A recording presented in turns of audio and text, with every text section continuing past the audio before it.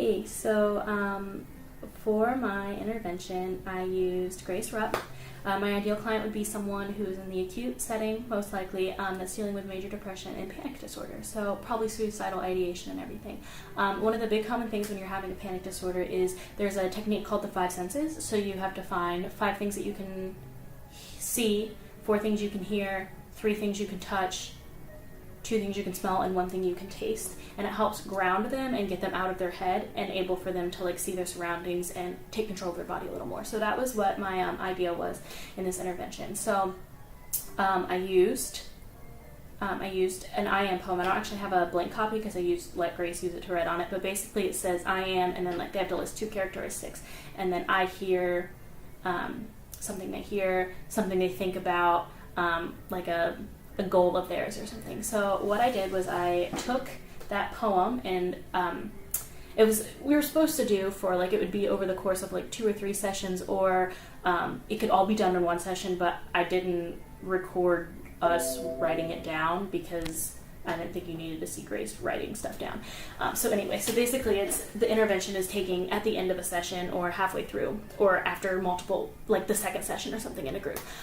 So what I did was I took what she had wrote and made a song out of it. So that way it's not obvious, because I know there's a lot of stigma, so sometimes people don't want to be out there holding a cube or doing obvious techniques. But I created a meditation type relaxation song that she can listen to, but anybody else who hears it doesn't really understand what it is, but because it's her words, she will know, and it's a personal thing, which I think is really cool. So she's going to drum out the syllables of what she wrote down. This is a really humanistic approach because it allows her, she can't be wrong, kind of. Now, there could be a problem with someone with depression of putting in very negative things, as an I am, they could say I am ugly and worthless or something. But in this case, Grace has written positive things, so it would be used for someone who has already been through treatment and been stabilized in order to think of the positive things in themselves, so the song becomes a reminder of good things and not bad things. So humanistic because she can put whatever she wants. Yes, there are kind of guidelines, but it's not she has to choose a specific smell or something. And also it's kind of behavioral in the same sense too, because we want a positive reaction from this song in order for her to calm down her panic attacks. So that way eventually maybe the CD could be left out because she registers the panic attack with the CD and then the calming response that comes with it, and maybe the middleman can be taken out. So she'll be able to learn to cope with anxiety and panic attacks without that coping mechanism. I guess it's also cognitive too, because we want positive thoughts and not negative, but that wouldn't really be my job. That's what not what I'm thinking. I'm kind of thinking of collaborating with a psychologist or something in order to write that poem outside of music therapy, but use the poem words to do my music therapy intervention.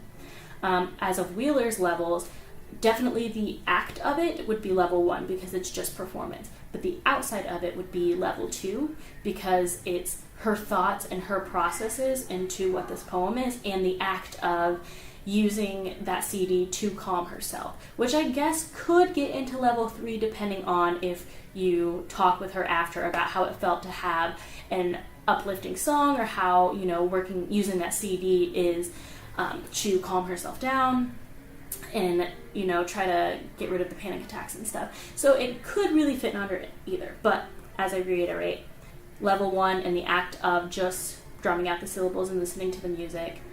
Level 1 of just listening to the music. It becomes level 2 when she applies that to calm herself down from a panic attack, or to use it as a meditation relaxation technique and remember those positive things she said about herself and put those in her mind. And then level 3, if you really get into how that feels and how it's changing her and her thoughts and emotions behind really taking in this approach. Welcome back to music therapy. I see we talked about this last week and you filled out your I am poem, correct? Mm-hmm. Time out. See? Okay. Time it. So, we are working on finding ways to cope with panic attacks, right? Okay, so we're going to use the words that you wrote. So the first one will be, can I see your drum? Great, thank you. So the first one, we're going to beat the amount of syllables. So it'll be, I am talented and kind. I wonder what life is like on the other side. You don't have to say it, but it'll be something like that. Does that make sense? So just tapping the drum. Just tap it. I mean, if you want to say it, you can, but Okay. if that's too much, you just do you. So why don't you practice the first 2 lines for me?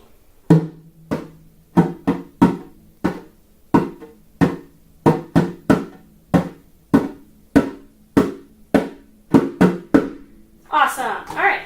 You feel ready? Yes. Okay. Can you see that okay? We're going to add some music to it.